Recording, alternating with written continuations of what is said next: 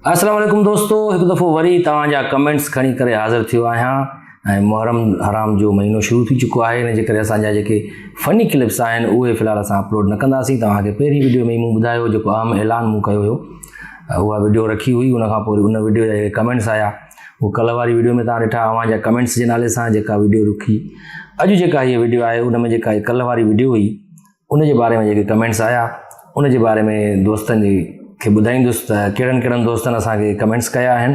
ऐं दोस्तो तव्हांखे ॿुधाईंदा हलूं त कुझु कमेंट्स रहिजी बि वञनि था, छो जो जेका जॾहिं मां हीअ वीडियो ठाहियां थो उन वक़्त ताईं जेके वीडियो अचनि था, वीडियो ते कमेंट्स, उहे सिर्फ़ु तव्हांखे पढ़ी ॿुधायां थो। उन खां बाद में जेकॾहिं अचनि था ऐं उहे रहिजी था वञनि त उन जे लाइ वरी पोइ नेक्स्ट वीडियो में तव्हां इंतज़ारु कयो, ज़रूरु तव्हांजो नालो बि खणंदासीं ऐं तव्हां जेका राय आहे, तव्हां जेको सुवालु आहे, तव्हां जेको कमेंट आहे उहो बि हुन में शामिलु कंदासीं ज़रूरु। बहरहाल कमेंट सभिनी जा शामिलु थींदा, कोई बि न रहंदो। ऐं ख़ासि करे हिन मुहर्रम जे महीने जे हवाले सां मां जेके वीडियोज़ रखां थो, जेको ॻाल्हायां थो वेही, इन जा वीडियोज़ ॿिया व्यूज़ ते एतिरा नथा अचनि, पर जीअं त तव्हांजा कमेंट्स बि असांजी अखियुनि ते आहिनि ऐं उहे बि तव्हांखे पढ़ी ॿुधायूं था। ऐं तव्हां त ॾिसंदा हूंदव कमेंट्स हेठि, पाण बि पढ़ंदा हूंदव, पर जिन दोस्तनि कमेंट्स कया आहिनि उन्हनि जा नाला खणणु ज़रूरी आहिनि त जीअं उन्हनि जी हिमत अफ़ज़ाई बि थिए ऐं उन्हनि खे हिकिड़े क़िस्म जी ख़ुशी बि थिए त असांजा कमेंट्स पढ़िया, यानी असांजी राय खे अहमियत ॾिनी सोराब सूमरो। सो दोस्तो, सभ खां पहिरियां जेको कमेंट आयो आहे शमीमारा टालपुर आहे। अदी लिखे पई, अस्सलाम वालेकुम अदा, तव्हांजो शो लाफ्टर हाउस सुठो हो, सो ॿीहर शुरू करियो, बाक़ी कॉमेडी जंक्शन में मज़ो न आहे। अदा अल्लाह तव्हांखे ख़ुशि रखे, वॾी महिरबानी अदी शमीमारा टालपुर। तव्हांखे ॿुधाईंदा हलूं त इहो जेको शो आहे लाफ्टर हाउस या कॉमेडी जंक्शन जेको हले थो, धरती टीवी जो प्रोग्राम आहे ऐं धरती टीवी जी मैनेजमेंट जीअं चवंदी उअं ई असांखे करिणो पवंदो, छो जो असां त आहियूं मज़दूर माण्हू। असांखे चवंदा लाफ्टर हाउस कयो त असां लाफ्टर हाउस कंदासीं, चवंदा कॉमेडी जंक्शन कयो कॉमेडी जंक्शन कंदासीं। ऐं जीअं टिपिकल टाक अव्हांजे बेहद इसरार ते, व्यूअर्स जे बेहद इसरार ते हिकु दफ़ो वरी शुरू कयो आहे कॉमेडी जंक्शन खां पोइ टिपिकल टाक 2 जेको असां शुरू कयो आहे। उन जे बारे में बि सुलेमान ब्रोही दोस्त आहे, उन लिखियो आहे, नाइस, टिपिकल टाक 2 के और पार्ट्स आएंगे या नहीं अब मुहर्रम के बाद। जी भाउ सुलेमान ब्रोही साहब, इहो टिपिकल टाक 2 जेको आहे असांजो रेगुलर प्रोग्राम आहे ऐं इहो वीकली हलंदो आहे धरती टीवी ते। ऐं मुहर्रम जे करे जीअं त कॉमेडी प्रोग्राम बंदि हूंदा आहिनि हर चैनल ते ऐं बंदि हुजण बि घुरिजनि, मुहर्रम खां बाद में रेगुलर तव्हां वीकली ॾिसी सघंदव टिपिकल टाक 2। हुज़ैफ़ा मंगरियो आहे सखर खां, ॾाढो सुठो दोस्त आहे असांजो हुज़ैफ़ा मंगरियो। जेको हुज़ैफ़ा मंगरियो लिखियो थो, अल्लाह पाक तव्हांखे हमेशह ख़ुशि रखे, आमीन, वॾी महिरबानी भाउ हुज़ैफ़ा मंगरियो साहब। हाकिम चांडियो साहब लिखियो थो, अल्लाह पाक तव्हांखे हमेशह ख़ुशि रखे, असांजी सिंध धरतीअ जा हीरो आहियो, सिंधी माण्हू ॾुखनि में वरितल आहिनि, उन्हनि जे चेहरनि ते तव्हां मुर्कूं ॾियो था, इहा बि इबादत आहे। आउं तव्हांजो परस्तार आहियां, मूंखे तव्हांजी वीडियो जो इंतज़ारु हूंदो आहे। हाकिम अली चांडियो सऊदी अरब जिद्दा खां, वॾी महिरबानी भाउ हाकिम अली चांडियो साहब, तव्हां असांजी वीडियोज़ खे पसंदि कयो पिया। ऐं रहीम बख़्श सोलंगी बि चए थो, सलाम सर, वॾी महिरबानी साईं रहीम बख़्श सोलंगी साहब। हाकिम अली चांडियो साहब, तव्हांजी बि वॾी महिरबानी। ऐं बिल्कुलु असांजो त कमु इहो आहे, अलाह साईं हर माण्हू ते काई न काई ड्यूटी रखी आहे, असां ते इहा ड्यूटी रखी आहे अलाह साईं त तव्हां मुंहिंजे बंदनि खे ख़ुशि कयो, उन्हनि जे चेहरनि ते मुर्कूं विखेरियो। सो इहा ॾात जेका हूंदी आहे अलाह साईं कंहिंखे ॾींदो आहे। तव्हांजी महिरबानी आहे, तव्हां पसंदि कयो था असांखे, वॾी महिरबानी। ऐं ही शाह रुबाब आहे, शाह रुबाब ख़बर न आहे, अलाए छोकिरो अलाए छोकिरी आहे, अलाए, बहरहाल शाह रुबाब चवनि था त हज़रत उमर रज़ी अल्लाह ताला के बारे में एक वीडियो प्लीज़। जी बिल्कुलु, हज़रत उमर रज़ी अल्लाह ताला जे बारे में हिकु वीडियो छा हज़ारें लखें वीडियो ठाहे सघूं था, पर जीअं त तव्हांखे ख़बर आहे मां को आलिम कोन आहियां, न ई को एॾो को ॼाणू आहियां हिन जे बारे में, पर हज़रत उमर फारूक रज़ी अल्लाह ताला जे बारे में इहो ई चवंदासीं, तमामु ज़बरदस्त इंसाफ़ पसंदि हुया। उन्हनि जो दौरु जेको हुयो सुनहरी दौरु हुयो ऐं उन दौर में बाक़ाइदे इंसाफ़ थींदो हुयो। ऐं एतिरे क़दुरु जो हज़रत उमर रज़ी अल्लाह ताला जो पंहिंजो फ़रमान आहे त जेकॾहिं दरिया जे किनारे ते को कुतो बि अगरि बुख ते मरी वेंदो त उनजो बि मूंखां पुछाणो थींदो। इहे हूंदा आहिनि हुक्मरान, इहे हूंदा आहिनि ख़लीफ़ा। ऐं अॼुकल्ह जे हुक्मराननि जी तव्हां हालत ॾिसो था, तव्हांजे साम्हूं आहे, केतिरा माण्हू रोज़ु बेरोज़गारी जे करे, बुख जे करे ख़ुदकुशी था कनि, मरी था वञनि इंसान, ऐं हुक्मराननि खे को फ़र्क़ु कोन थो पए। बहरहाल हज़रत उमर फारूक रज़ी अल्लाह ताला जहिड़ो त कोई नथो थी सघे, उन्हनि जो हिकिड़ो पंहिंजो शान आहे, पंहिंजो मक़ाम आहे। ग्रेट मुशी व्लॉग्स इन्हनि जो को शायदि यूट्यूब चैनल आहे। इन्हनि मैसेज कयो आहे, बहुत आला सर, पर अगरि कमेंट्स करण वारनि खे टैग बि कंदा वञो त बहितरु आहे, असां तव्हांखे सपोर्ट पिया कयूं, तव्हां असांखे सपोर्ट कयो पिया। जी भाउ, तव्हांखे सपोर्ट कयूं था, ग्रेट मुशी व्लॉग्स जे नाले सां यूट्यूब चैनल आहे, इनखे सब्सक्राइब कयो, लाइक कयो, शेयर कयो ऐं हिन जा व्लॉग्स ॾिसो ऐं मुंहिंजी इहा ई सपोर्ट तव्हांखे आहे त दोस्तनि खे इहो चवां थो त हिन जे चैनल खे सब्सक्राइब कयो। बाक़ी तव्हां लिखियो आहे त टैग कयो उन्हनि दोस्तनि खे, त दोस्त 20,000 कमेंट्स अचनि था, सभिनी जा नाला टैग करण में थोरो टाइम लॻी वेंदो आहे, हिन जे करे कोशिशि कंदासीं तव्हांजी हिन राय खे बि एतिरामन असां ॾिसूं पिया। वॾी महिरबानी। इनाम महर चवे थो माशाल्लाह ज़बरदस्त, वॾी महिरबानी साईं। असद उजन चवे थो सौरभ भाई आपसे ये उम्मीद नहीं थी, फेमस होना हर किसी का लक होता है, आपसे मोहब्बत है इसलिए वीडियो का बोल दिया। असद उजन साहब तव्हांखे मूं कमेंट में हिते भी जवाब ॾेई छॾियो आहे त भाई अपना टैलेंट दिखाओ, ऐसा टैलेंट कि मैं खुद आपको कहूँ कि मेरे साथ एक वीडियो बनाओ यार। पोइ तव्हां तॾहिं ॻाल्हि सम्झ में तव्हां चयो ऑल राइट, वॾी महिरबानी। ईअं ॻाल्हि सम्झ में अची वई तव्हांखे, तव्हां पंहिंजो टैलेंट ॾेखारियो दुनिया खे, जो असां ॾिसी हैरान थी वञूं त यार हे छा असद हुजनि, केरु आहे, छा त हिन वीडियो ठाही आहे यार, काश असां हिन सां गॾु वीडियो ठाहियूं। सो अहिड़ो कमु कयो असद हुजण साहब, वॾी महिरबानी तव्हांजी। ऐं हीअ आहे कादिर विकियो।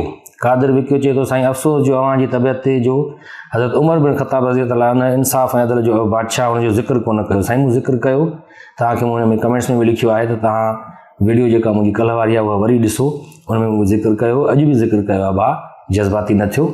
ऐं तव्हां जेतिरो प्यार कयो था ऐं चाहियो था हज़रत उमर फारूक रज़ी अल्लाह अन्हु खे, ओतिरो असां बि चाहियूं था। ऐं उनजे बारे में मां घटि में घटि 24 कलाक बि ॻाल्हायां वेही वीडियो में, तॾहिं बि घटि हूंदो, हुननि जो शान एतिरो वॾो हुयो। ऐं तव्हां बिल्कुलु सही लिखियो आहे, पर तव्हांखे मुंहिंजी तबियत ते अलाए छो अफ़सोस थियो आहे। ऐं बिल्कुलु इंसाफ़ ऐं अदल जो बादशाह हुयो, हुनजो ज़िक्र असां कंदा रहंदा आहियूं सदाईं। ऐं हीअ आहे कलीम सोलंगी। कलीम सोलंगी चए थो सही नथो चए बहरहाल त ग्रेट आहे, उहा पॉलिटिक्स में इंटरफेरेंस न कंदी आहे। असांजे पाड़ेसरी मुल्क जे लाइ चए थो हुनजी आर्मी ग्रेट आहे, उहा इंटरफेरेंस न कंदी आहे पॉलिटिक्स में। त कलीम सोलंगी साहब मूंखे ख़बर न आहे, तव्हां थी सघे थो कहिड़ी बि पार्टी जा सपोर्टर आहियो ऐं तव्हांखे जमहूरी हक़ आहे जंहिं बि पार्टी खे तव्हां सपोर्ट कयो, पर तव्हां अहिड़ा कमेंट्स न कंदा कयो, हिन खां पासो कयो त सुठो आहे। कादिर विकियो साहब चए थो दादा भलारो महीनो त रबी अवल बि आहे। अच्छा, कादिर विकियो साहब चए थो भलारो महीनो रबी अवल बि आहे। बिल्कुलु साईं, तव्हांखे कमेंट्स में बि हिते रिटन में बि लिखियो आहे त इस्लामी हर महीनो भलारो महीनो आहे, पर हर महीने जी पंहिंजी पंहिंजी फज़ीलत आहे ऐं मरतबो आहे भाउ। चए थो हा बिल्कुलु, पर रबी अवल में ॿिन्ही जहान जे सरदार मोहम्मद मुस्तफ़ा सल्लल्लाहु अलैहि वसल्लम जंहिंजी विलादत बासादत आहे। जी भाउ कादिर विकियो साहब, तव्हांजो हुकुम अखियुनि ते ऐं तव्हांजी इहा सुठी सजेशन बि आहे। रबी अवल जो महीनो बि असांजो मोतबर महीनो आहे ऐं ख़ैर वारो महीनो आहे, भलारो महीनो आहे। ऐं ईअं ई हर महीने जी पंहिंजी पंहिंजी फज़ीलत आहे। जीअं मुहर्रम उल हराम जो महीनो असां इस्लामी साल जो पहिरियों महीनो आहे, उन में बि कुर्बानी आहे, शहादत आहे। ऐं असांजो आख़िरी महीनो जेको इस्लामी साल जो ज़ुल्हज आहे, उन में बि कुर्बानी आहे। तव्हां ॾिठो त हज़रत इब्राहिम अलैहिस्सलाम कीअं पंहिंजे पुट जी कुर्बानी ॾियण लाइ तयारु थी वियो अलाह जी राह में, ऐं उन्हनि जो पुटु हज़रत इस्माइल अलैहिस्सलाम बि राज़ी थी वियो अलाह जे हुकुम ते। बिल्कुलु ईअं ई जीअं मुहर्रम में 10 मुहर्रम ते हज़रत इमाम हुसैन राज़ी रहियो पंहिंजे रब जी रज़ा ते। त असांजो जेको हर महीनो आहे न इस्लामी, उहो भलारो महीनो आहे वाह, असांजे पाण ते आहे।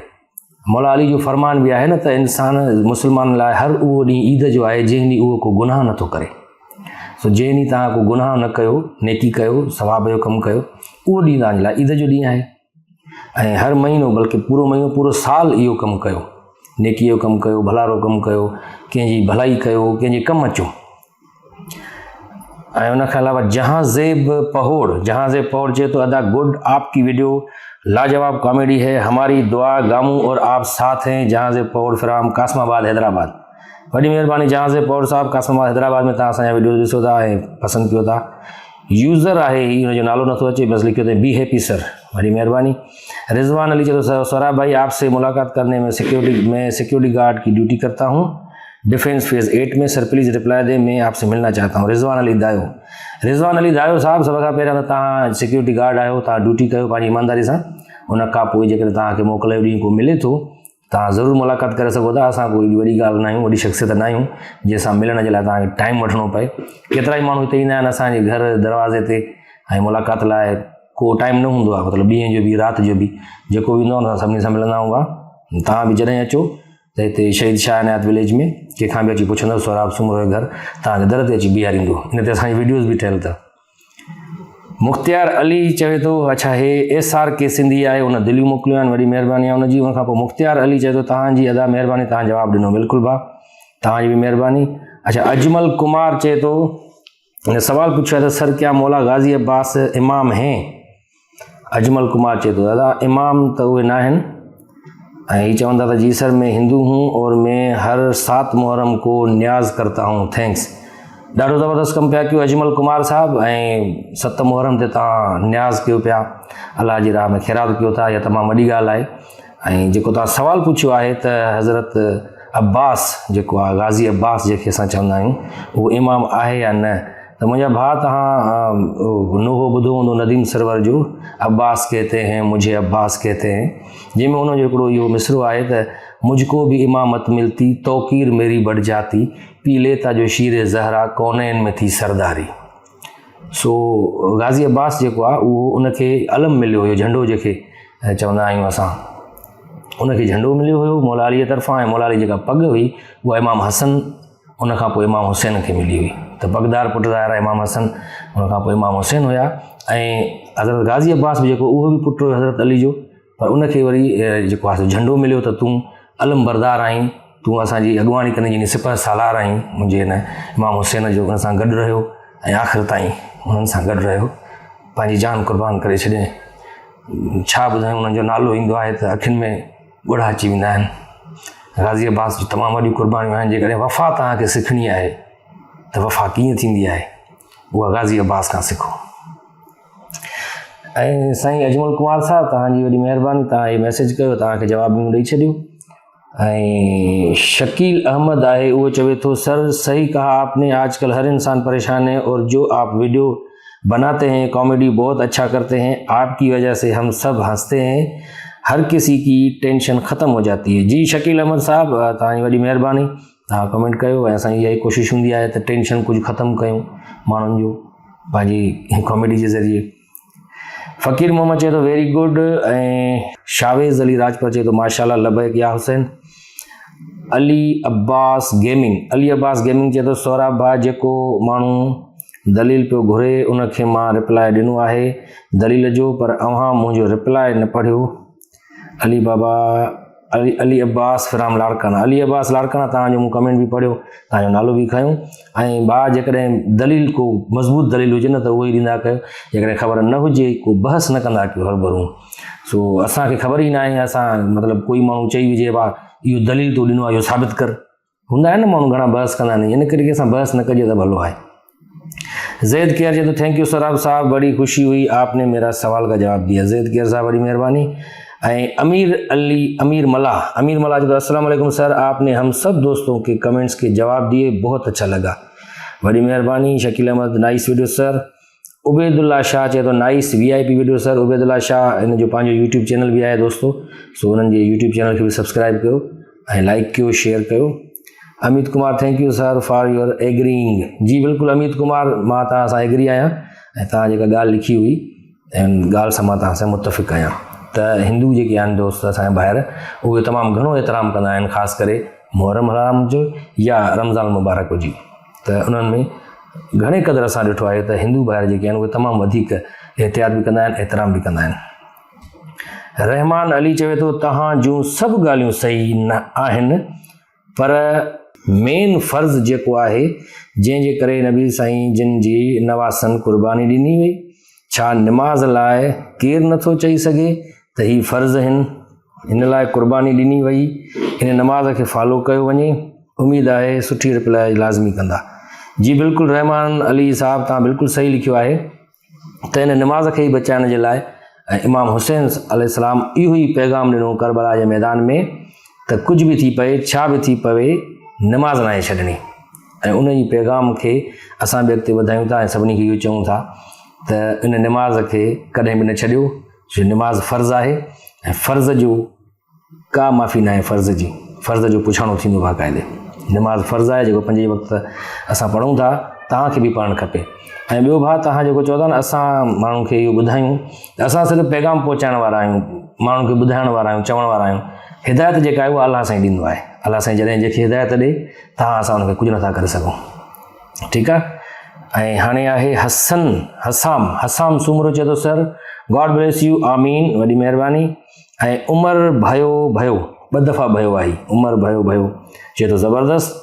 ऐं हसाम सूमरो चए थो फर्स्ट व्यू, हसाम सूमरो माना जीअं वीडियो मूं रखी कल्ह वारी पहिरियों व्यू जेको आहे उहो हसाम सूमरो जो हुयो ऐं हुन चयो त फर्स्ट व्यू उन कयो त उनखे वरी मुंतज़िर चयो आहे, मुंतज़िर 34 वॾो को वांदो आहे, थी सघे थो इहो दोस्त हुजे हुनजो ऐं पाण में एतिरा फ्री हुजनि जो कमेंट्स में हिक ॿिए खे जवाबु ॾियनि था।